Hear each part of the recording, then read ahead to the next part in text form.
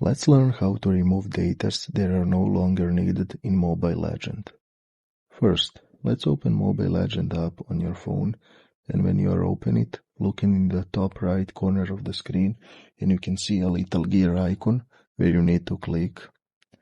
That will send you on this settings menu and you need to click on the network text option in the bottom of the screen.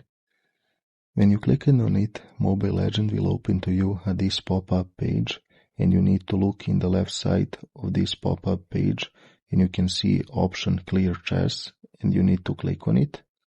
Now you need to tap on this yellow clean button to start clearing your chess and confirm you want to do it by clicking on OK.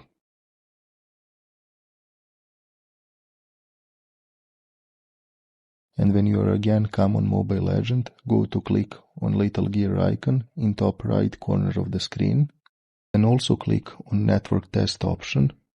Now on this pop-up menu, you need to click on the last option, Clear Redundancy.